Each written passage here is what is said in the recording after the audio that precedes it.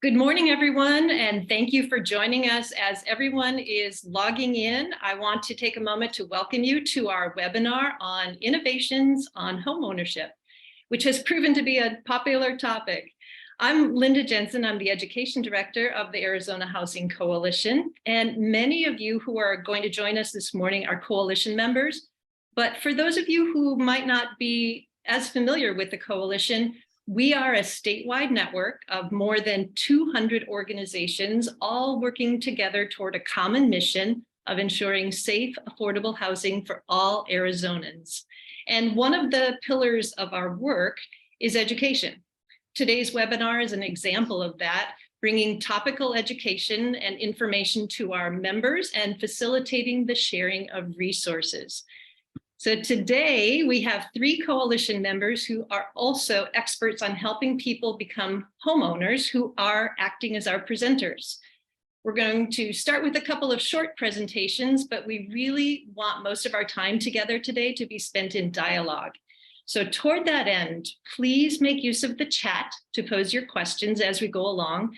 And in a moment, I'm going off video, but I'll be in the background helping our presenters get to as many of your questions today as possible. I will also be sending a follow-up email that will include any resources that surface in our conversation and with a feedback survey, so that if you have feedback for us or want to let us know about other topics that we should address, that we get to hear those.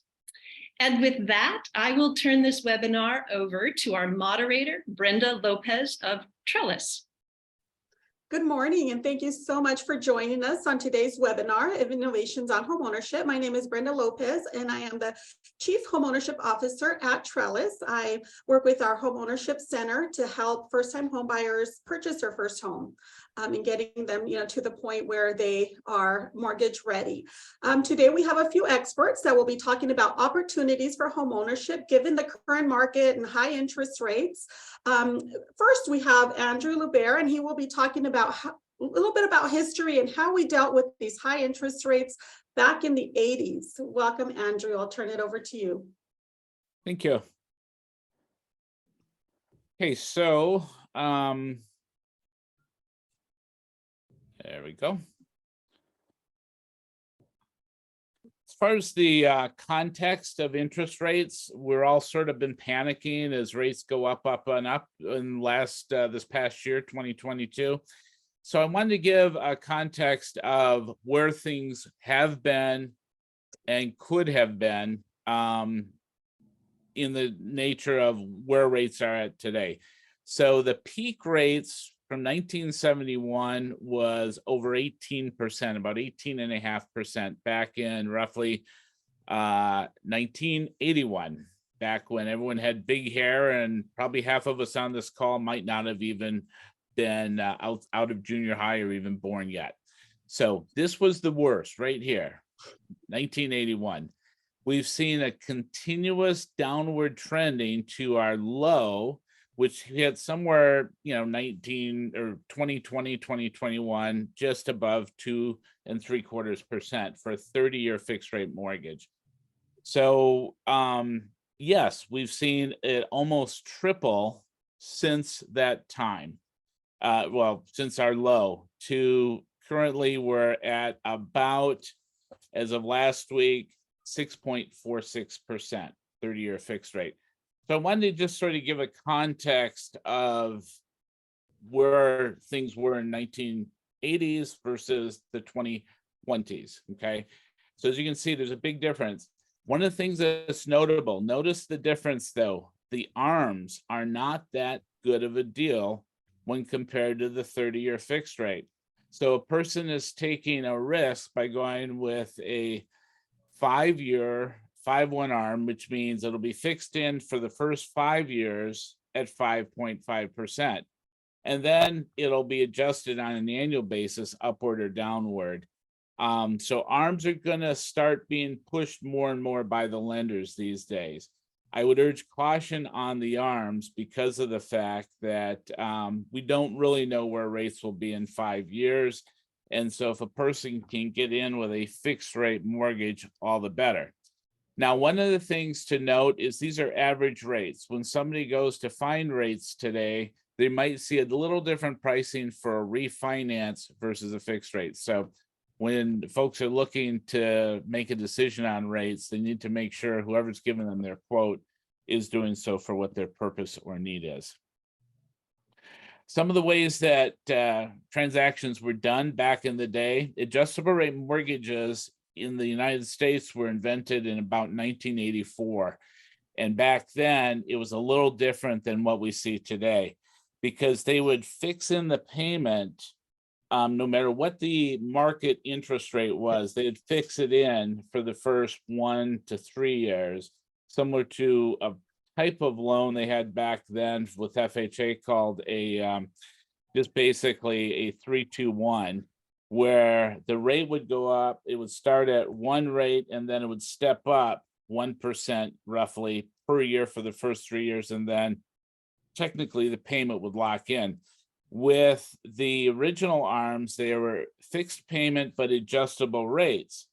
Now, normally that could have been a disaster, but if you got a fixed one of these ARMs back in 2000 or 1983, you might be getting it with your starting year fixed at 13%. The market was probably at about 16%, so you had a rate advantage, but then your payment would automatically going up. So no matter what happened, payments would be going up. But what really happened is interest rates went down. So people were over amortizing and paying off their loans sooner with that loan scheme. That was dumb luck of the marketplace. I don't recommend that loan at all these days. It was just pure stupid luck. In fact, I got one of those loans with the first house I bought back in 1983, and it was pure luck. As rates started to drop, then folks would refinance. And we're going to see that again. If rates do start to drop, people that buy their homes in the next couple of years will see an actual, we'll see an uptick in refinancing again. So our counseling programs should talk about refinancing a little bit with our home buyer education classes. Temporary buy downs, we're starting to see that again in this current marketplace. They were typically paid by the seller.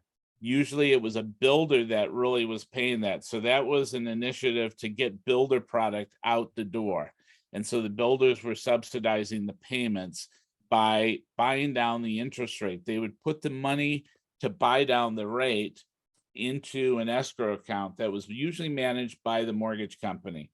So when the loan was originated, the borrower would pay their payment as if their interest rate was 3% lower than it actually was. And then year 2, 2% lower, and then year 1. So years 4 through 30, they would be paying a regular interest or a regular payment. So really it was a way to subsidize the homeowner's payment, and the lenders would do their ratios based on this 3% calculation.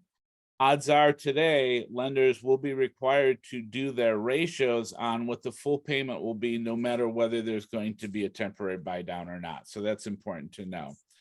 And then back then too, loans were assumable for any government loan and some conventional loans.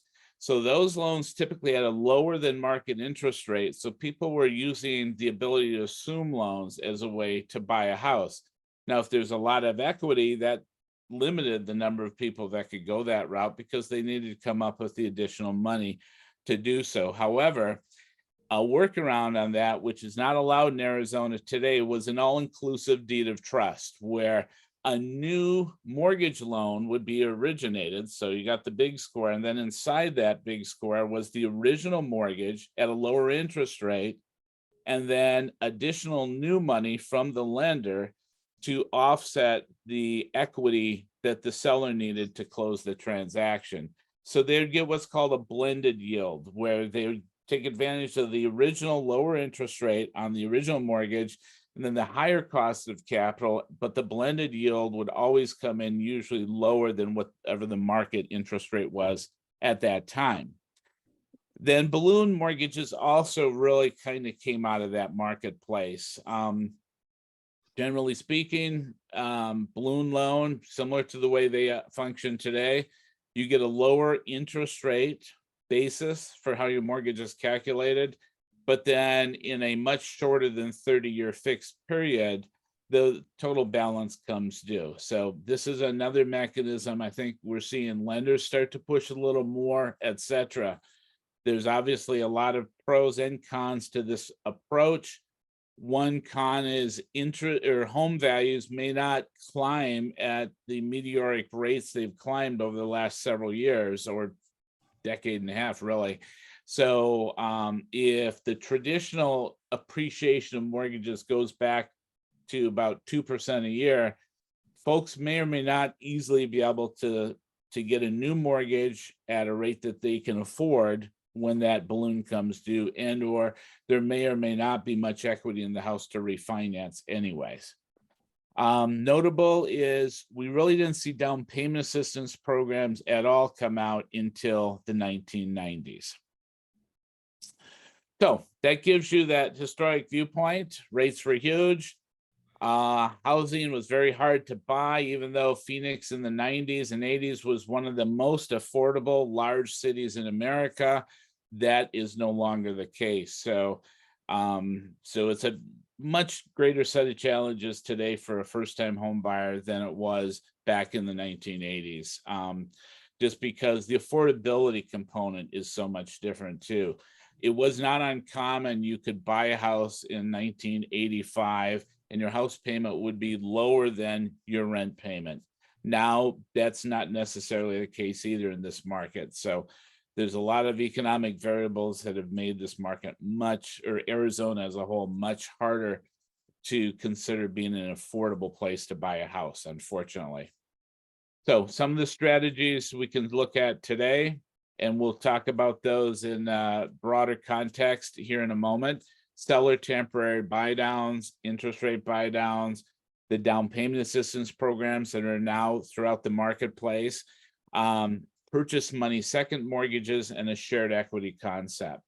I'm just going to touch base on the purchase money second mortgages to show how the numbers work for that type of an approach, and then we'll go into the broader discussion.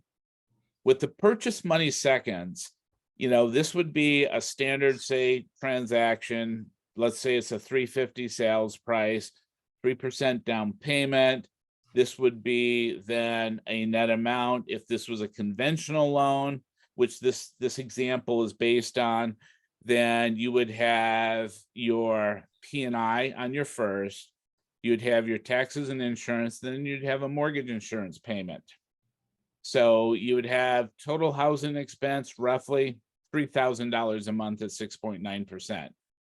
If you did a first and second mortgage combo, and if that second mortgage was going to represent roughly 20% of the purchase price, you've got on your net amount financed $339 less the first mortgage, less the second mortgage. Now, if the second mortgage can be priced lower than the first mortgage, in this example it is, then your principal and interest is lower on the first and going to then be lower on the second, because your second $448. The biggest difference is there's no mortgage insurance. So the second mortgage lender takes the risk of loss that the mortgage insurance normally would have delivered, so that the conventional mortgage lender will do the transaction. So you'd be saving, or the home buyer would be saving roughly $318 a month, which is, about an 11% savings over the life of the loan. So this would be an example of how a purchase money second transaction works. So I believe we've hit the 15-minute mark, Brenda, as we talked about. So I'm going to stop showing my screen and hand it off to you, Brenda. Thank you, Andrew. Thank you for that history and how, all of these products started back in the 80s and where we are today. And as we always hear, history does repeat itself. We are seeing a lot of those same loan products. And I think the most important thing, and if you would all agree, is that we are educated on what it is that we are entering into once we, are and shopping for a mortgage and knowing exactly what it is that we're getting into. And I think that that's where a lot the nonprofit organizations come into play with the homebuyer education and counseling as well. So next we have Stephanie. Stephanie Brewer is with a nonprofit organization and a HUD-approved nonprofit organization, Newtown in Tempe. And Stephanie will be talking about homeownership opportunities. So we have the high cost going on, the high interest rate. And with that, we need to create some opportunities to create some home buyers. And that is what Stephanie is going to talk to us about today. Welcome, Stephanie. Thanks, Brenda.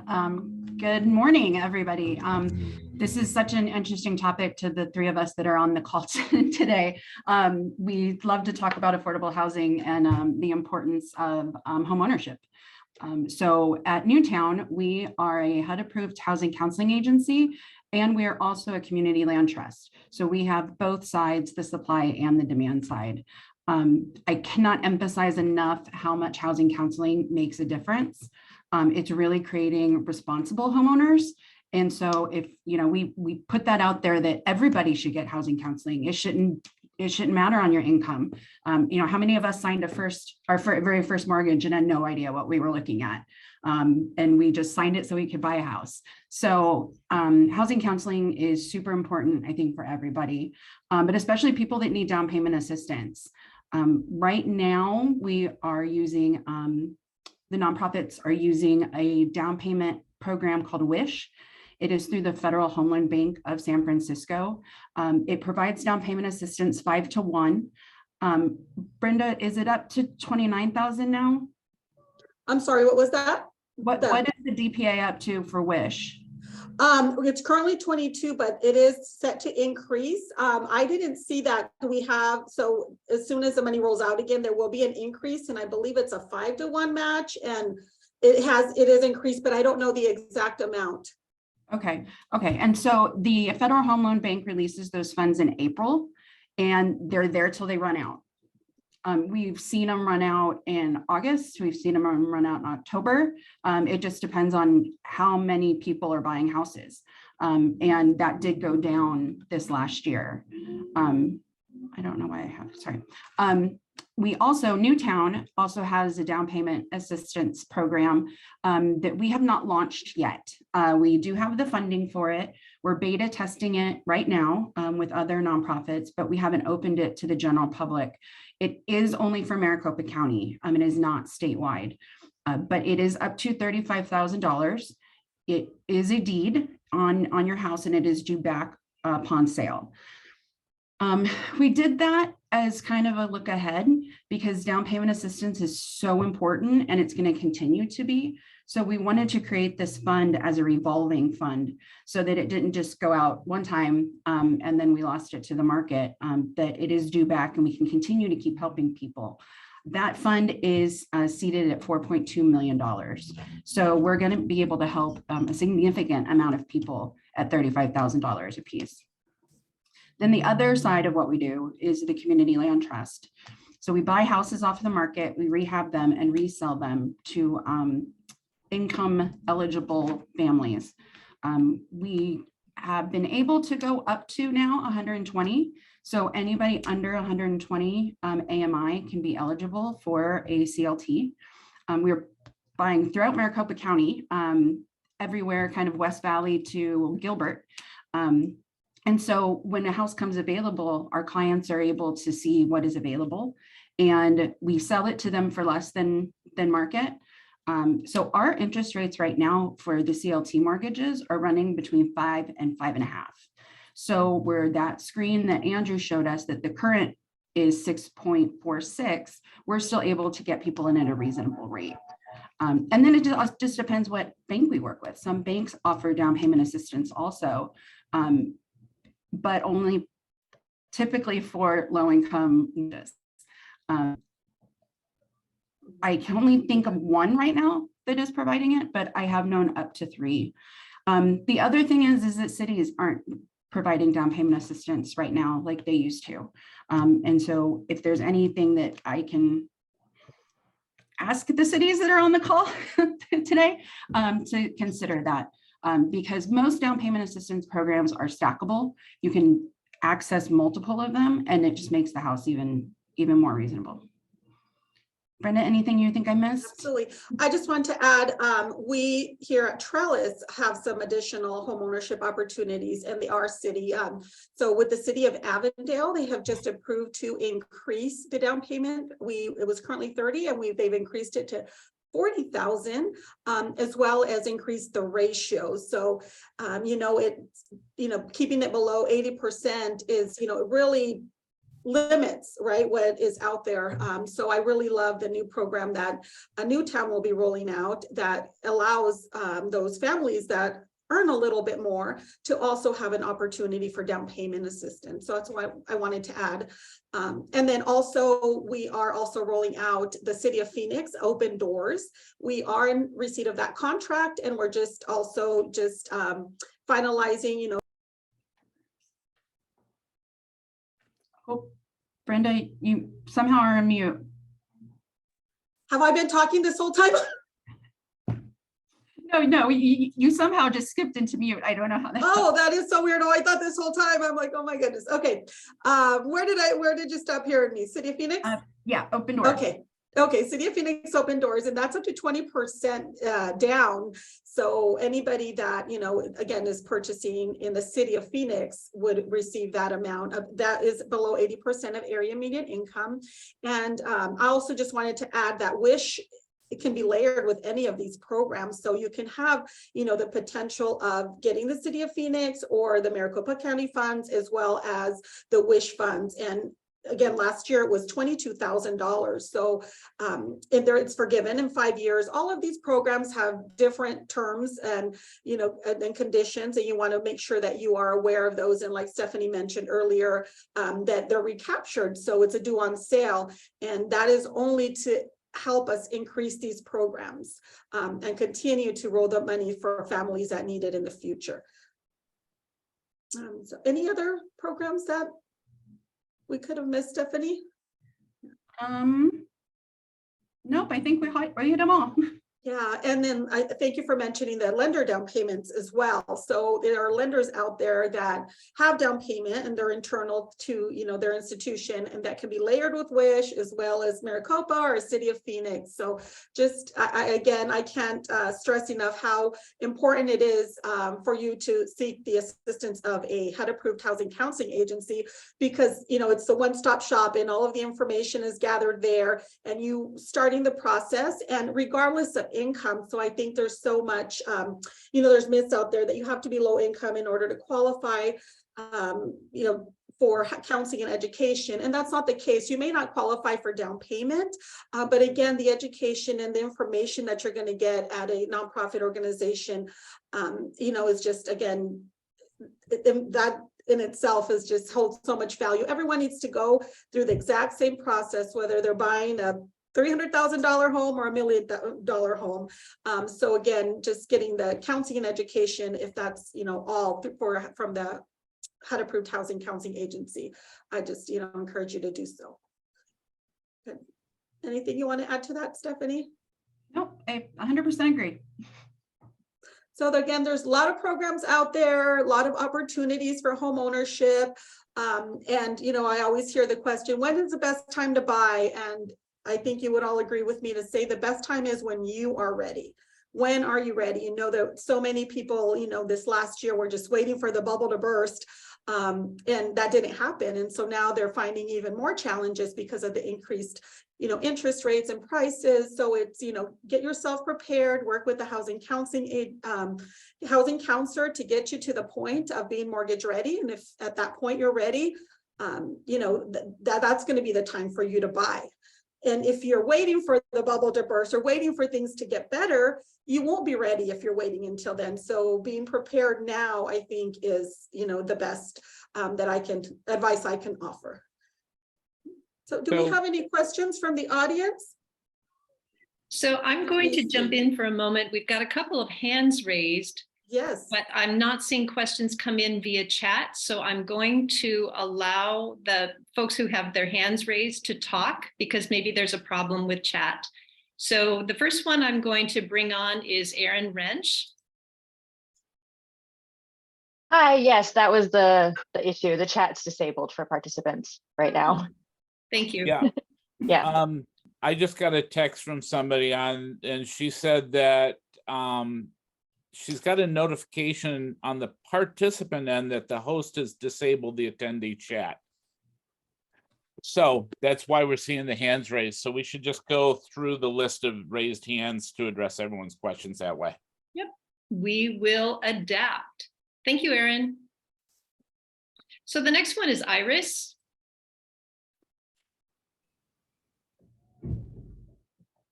Let me bring you on. Go ahead, Iris.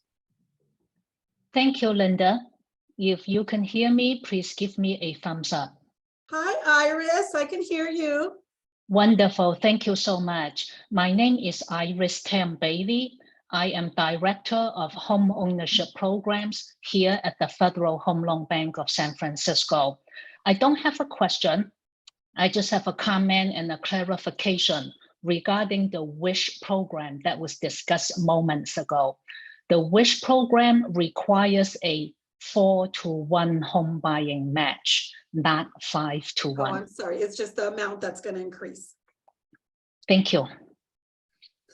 Hi, Iris, are you able to tell us what that amount is? I know we're going to have a training. Absolutely. The new amount for 2023 WISH program cycle is going to be $29,172.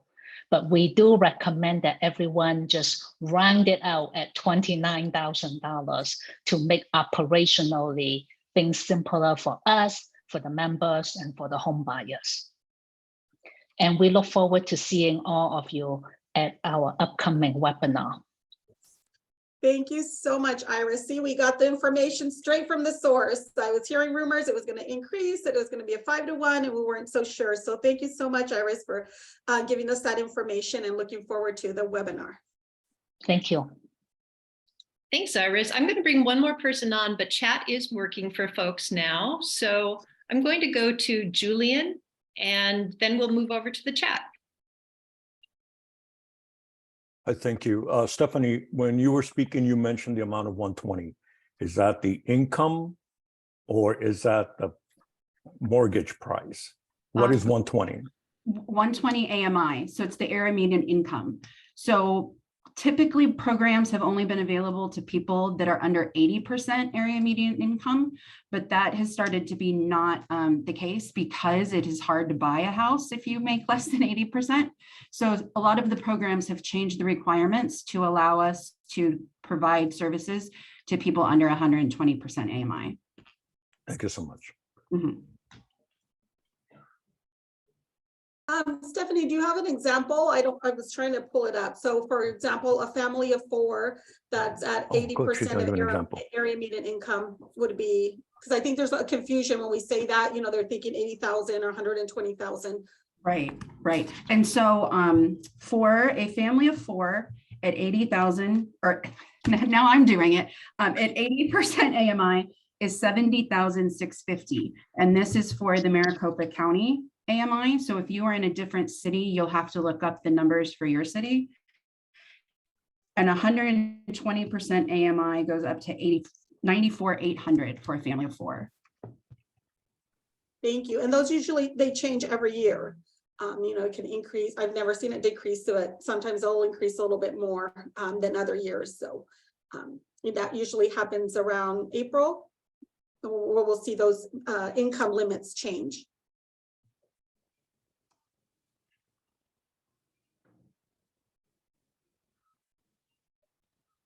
Do we have any other questions? We have Stephanie. Which lender is doing CLT loans at 5 to 5.5% interest rate? We have 5 lenders who work with us: MidFirst, FineMark, First Bank, and Bankers Trust. Our next question is about Pima. What other home buyer assistance programs are there available in Pima County or the city of Tucson? Since I don't work in Pima, I'm just going to tell you what I think there is.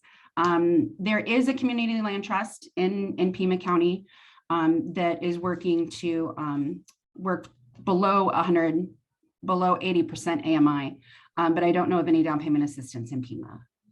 Brenda? I don't, I know organization, so I know there's a Primavera in Tucson. So I would just encourage you to go onto the HUD website, HUD.gov, and look up an organization, whatever area it is that you're looking for programs in, and then just, start calling, see what they have to offer. And again, if not down payment assistance at the, I would take advantage of the home buyer education and counseling. We have participants on the call from Pima County. Can anyone from Pima County jump in and share their knowledge of what's available?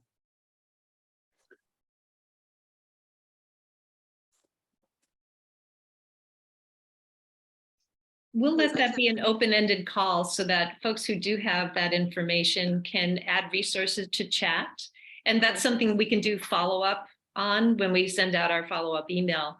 But while we're still talking about non-Maricopa, there's a question from Flagstaff. Stephanie, where did your DPA funding come from for the $35,000 per household? Any chance that the funding will be available outside of Maricopa County? So the funding came from the ARPA, the American, I wish I could remember, Rescue Plan Act, that came out of the Department of Treasury, and it will not be able to be used outside of Maricopa County because it is a contract with Maricopa County. Next is, are there any down payment assistance programs for owner financing? I have a couple of tenants in which the landlord is willing to sell the rental to the tenants. Yeah, I mean, I think that would go just as, any first-time home buyer if they don't own any other property, and just going through the financing with whatever, lender that they are approved with. I think a lot of the times also the misconception is that, we get calls that said, I don't qualify with any other lender, so that's why I'm calling you. And, that's not necessarily the case. You still have to be mortgage ready for all of these programs. It may be a little bit, less restrictive. Maybe the Newtown land trust or, other lending products. So they may not have as many layers of, restrictions as other lenders are out there, but you do still need to be, mortgage ready. You still need to have the whatever it is that you're having to contribute, sometimes it's 1%, sometimes it's $1,000. So again, just still getting your finances in order, where again, the nonprofit can help you do. On the owner financing transactions, it's difficult to get public funds to be utilized for down payment assistance because there's not the same checks and balances that are in a more traditional financing scheme. So it's very difficult to get the DPA tied in with the seller carryback type financing, and that's been a situation since DPA programs have come out. It would have to be a private source of some sort that's not tagged to the HUD rules associated with those programs. We have a question about new ratio. What are new ratios some agencies are using? And are HUD agencies charging for homeownership education? If so, how much for the class? Do you want to take that one, Stephanie, or you want me to answer it? Brenda, I'll kick it to you for the ratios because I don't remember those off the top of my head. Yes. But we both offer homebuyer education. It is online and it is $99. Same here, $99. But if you qualify for a down payment assistance program, sometimes that program will pay for you to take the class. So that's why, again, we encourage you to, first start working with a nonprofit organization. So if you do qualify for one of the programs, then you didn't have to pay for the class, not for all. And so the same goes with the ratio. It's not necessarily that an agency or a lender, is going to give you a ratio. You're going to have, depending on the down payment assistance programs that you qualify for, they all have different qualifications. So the ratios can be different. The contribution amount can be different. And if you're layering, several to be able to qualify, then you're going to have to usually go with a more conservative one. So just for an example, you get the Maricopa County funds and then WISH, or our Avondale funds that they just increased to 35%. So just say one of them only allows to 33 and the other one allows to 35% of a front end ratio. Well, you're going to have to go to the 33 if you want to get both, if that makes any sense. Does that make sense? So it's not necessarily the organization that sets the ratios, it's the program itself. So whatever program it is you're using, you're going to have to abide by those ratios. There's another question from our friend Devana in Flagstaff. Are there any nonprofits doing fully amortized second mortgages like Andrew demonstrated? I'd love to offer them, but would like to pick somebody's brain about how to administer a DPA program like that. Currently, I'm not aware of any Arizona nonprofit lenders doing this product. We should see one. The one I'm working with here, we'll see probably in about 4 months, make that available. But that is a product that hopefully some of the CDFIs out there will start looking at. With regard to using the same approach with down payment assistance programs, really it's the same math associated with the impact on the borrower. The funding source needs to allow the administrating nonprofit to be able to recapture that money. I think it's a great model because then you can keep recycling it for future homeowners. So from a down payment assistance standpoint or a loan product standpoint, it's going to be similar procedures. And Devana, we can touch base later, offline, and I'll give you more information on that. Thanks. Have you done any research on the Arizona gift clause and how it impacts municipalities' ability to structure down payment assistance? Any advocacy planned for this? That is a great question. I can only answer from myself. The answer is no, but I'm going to do that research. What a great idea.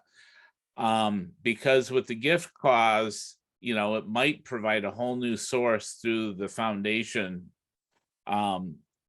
concept. And there probably doesn't need to be advocacy associated with that, but we need to research it first. And I'm going to throw this one really back to you, Linda. This would be a great coalition question to discuss. Agreed. Thank you. And thank you also to Marcos for the info about Pima County. There are home funds available there. The next question is specifically for Stephanie. Are there any homes available through the CLT currently? This person has a low income buyer who's credit qualified and with minimal debt, but not a lot of inventory in the approval range. Right. So we have one coming online next week in Gilbert. And then we have 4 more that are in the process. So I would say check our website. We do post our listings under the CLT tab on our website. So just check back there. Or go ahead and get the client in for housing counseling, and then we have them in our database. So when something does come open, they are notified. Thanks to Megan for additional resources. This next one is from Nora. If a property is in a trust, can that be something a homebuyer coach can provide education on if you are a first-time homebuyer wanting to purchase property out of the trust? And the note is that this property is in Maricopa County. Okay, so I want to kind of take that apart a little bit. Can you read me the first half? Sure, I stumbled, so my fault. If a property is in a trust, can that be something a homebuyer coach can provide education on if you are a first-time homebuyer wanting to purchase property out of the trust? So you would have to, anybody buying a community land trust has to go through housing counseling anyway. So I would suggest that if that is the case, that you would get a hold of us, please. But we're the only community land trust in Maricopa County right now, and we do not let people buy houses out of the trust. We keep recycling them for other home buyers. So I don't know what kind of trust you're talking about, but it's not out of a community land trust. Andrew? If it's a standard trust that a seller might set up for estate planning purposes, it's not relevant to the home buyer experience. That property will be sold out of the trust. It's just few additional signatures on behalf of the seller to close it out. So it's a much simpler reality than somebody trying to buy a property within a land trust scheme. Now, the Tucson area land trusts are represented in the audience. Is there any different policies in your programs? And while we're waiting for those answers to come in, let's jump to the next one in the list, which is, can you clarify which programs are open to buyers earning more than 80% AMI? So currently it's only the Maricopa, correct, Stephanie, that I'm aware of. Right. Again, there's some lender-driven down payment. Here at Trellis, we're just a recipient of some funds. Are very limited, but they are also for a few slots of people for up to 120% of area median income. So there are a few programs, but not very many. But the Maricopa County one, I think, is the biggest pot of money for borrowers of up to 120%. Right. And we also received money from Maricopa County to add properties into the CLT that can go to somebody under 120%. So we have properties and down payment that can go that high. That's a great change for Tempe Newtown. That's great. It's big. It's a big difference. We're gonna be able to help a lot more people. So this also, Linda, could be an advocacy issue on the bigger picture for the coalition, because, you know, if you look at, for instance, the ARPA money out there, each jurisdiction will make their own decisions on how they're going to dispense it or deploy it. But we really need to see, from a policy standpoint, more flexibility to reach more people, because there's such a gap in affordability for folks only earning up to 80% AMI. If they really want to expand home ownership opportunities, they should be more flexible, up to 100, 120, so that less public assistance is needed to still create an important new cohort of first-time home buyers. And speaking of ARPA, there was a question that says other areas may have applied for ARPA funding, right? It goes through the PHA? Well, there's state ARPA money, and then there's local jurisdictional ARPA money. So it depends on where an individual lives, and there's so many varieties of ways to administer the ARPA money. I've seen it across the country, some really innovative programs that we're not necessarily seeing here in Arizona. However, we have a whole new set of leadership at the state, and we might see some innovation we've never seen before. I'm looking forward to see what goes on.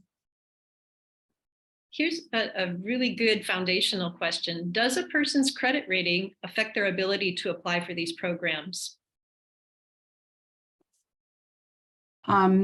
No and yes.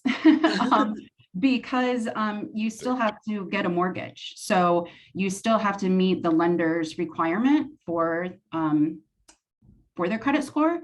But you can be counseled and receive DPA not connected to your credit score, but you can only receive DPA if you have a mortgage. So that's the kind of sorry, it's a yes and no question. No, that was a great question. So thank you for whoever asked that question, because again, that's another one of the big misunderstandings, right? It's like, no, this is the qualifications and I qualify for the down payment, but that down payment isn't going to do you any good if you can't get a mortgage, right? You still have to work with the lender and be mortgage ready and be pre-qualified with the lender before you go out there shopping. So again, that down payment assistance might not be there when you are ready to get a mortgage. So you want to get mortgage ready, make sure that you're going to be able to go to a lender, get your qualification, and then go out shopping with that down payment assistance in mind. Thank you to Oscar. You've been putting in some great information about Pima County that we'll share out in a follow-up. But if you're following on the chat, you can get some good resources about Pima County. There's another great foundational question. How do you register for housing counseling? So I'm sure that everyone has a different process. So I would encourage you, if you don't know what organization is in your area, go to the HUD.gov website and find organizations in your area offering, different services. So some do foreclosure assistance, pre-purchase counseling. So make sure that they do the pre-purchase counseling, because it is what you are looking for in order to prepare yourself to be mortgage ready. But again, they're all going to have different eligibility criteria, the different intake process. And so you want to make sure that you get in touch with the organization that is in your area or that you will be working with. I'll speak for Trellis, and then I'll hand it over to Stephanie so that she can kind of go over her process. The easiest way to enroll to work with Trellis is just going to our website, trellis.org. So www.trellisaz.org, I'm sorry. And there's a get started button. So just get started, and you'll do your intake there. You'll be assigned to homeownership advisor that you can start working with to become mortgage ready. The housing, your homeownership advisor, housing counselor is going to work with you, identify any barriers there is to homeownership, and create an action plan to overcome those barriers until you are mortgage ready, and then give you those options and resources that are out there for you. Right, and I think that I would second that. Go to the website, go to our website, newtowncdc.org, and get started there.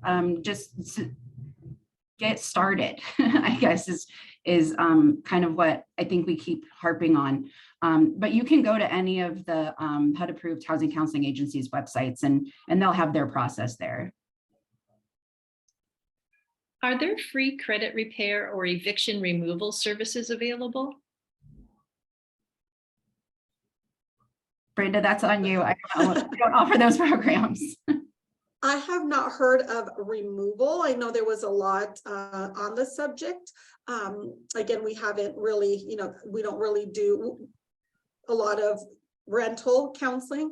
So I wouldn't know. Again, I would reach out to an organization that does.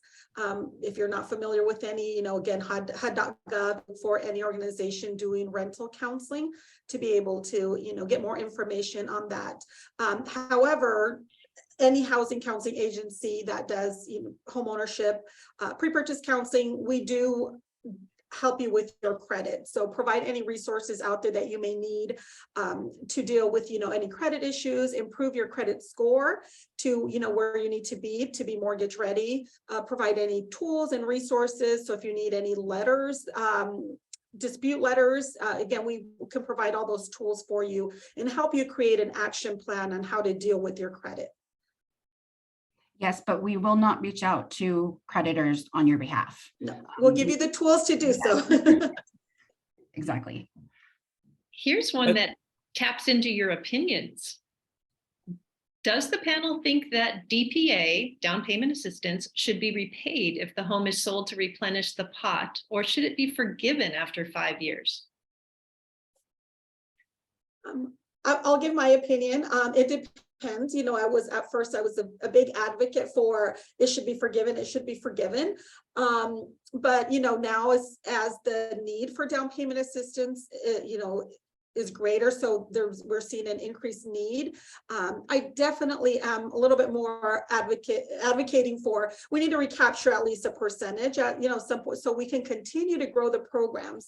So, when a home buyer is in need, at the time they're coming, they're becoming a first-time home buyer, and they're going to increase their equity is going to increase in their home. So once they move on to their second home, they might not need those programs anymore, but there are people in line that are waiting, that are first-time home buyers, that are going to be going through the same thing you did at the beginning. So having those pots of down payment assistance funds that continue to regenerate definitely makes it just more opportunities. So here we're talking about homeownership opportunities, and recaptured funds are one of those great opportunities, so that we're continue to assure that those programs continue to grow and increase. But then there's some that are forgivable, like the wish, and that's great as well. So if you're using the wish funds, you know that you're at least going to have that instant equity in the 5 years. So that's great too. That's a policy question for the funding source and or the administrative entity. I've personally been an advocate of recapture for years, as long as it doesn't affect the affordability experience of the homeowner. In other words, create a situation where, you know, if you're going to give them a $30,000 down payment assistance, have it a non-amortizing lien that's paid off at some point in the future when the property is sold, or perhaps when they refinance. And that's the most universal way that recapture of funds happens to be happening throughout the country with the people I've worked with throughout the country. So it's been common for a long time. It just depends on location and local public policy.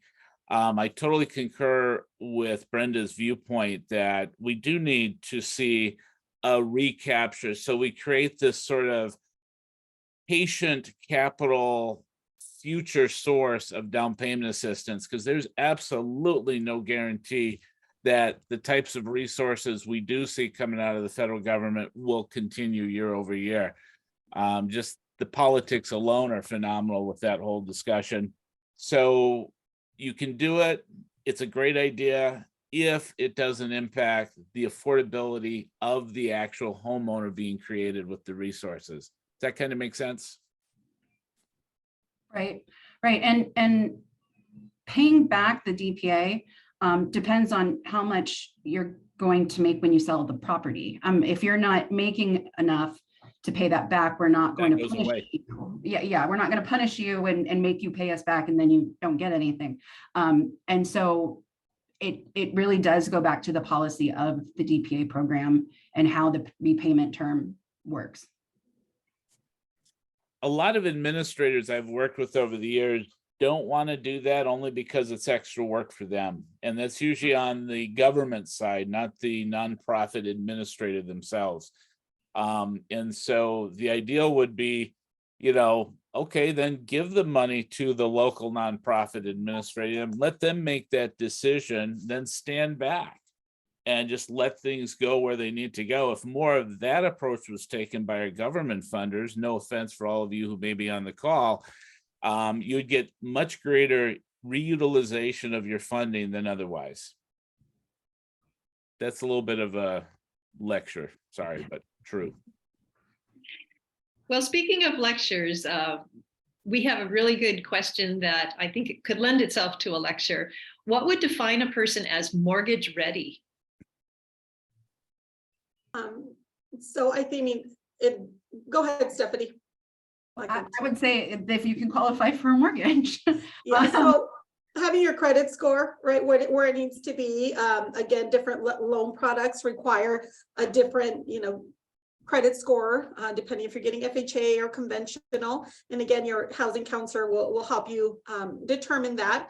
So getting to your credit scores where it needs to be. Again, you have the contribution. So you're going to need, whether it's a 3% down, 3.5% down, if the down payment is requiring the 1%, if you have that, in your savings. And let me see, savings, your income, right? Your income needs to be able to afford the mortgage. So you need to be, income eligible for the not only the programs, if you're going to get down payment assistance program, but to be able to qualify for a mortgage. So does your income allow for you to purchase a mortgage out there in the current market? And savings, right? A lender is going to want to see that you have those savings and that you are continuing to save funds so that you are able to sustain that mortgage. Do you have anything to add, Stephanie? Nope, that's exactly it.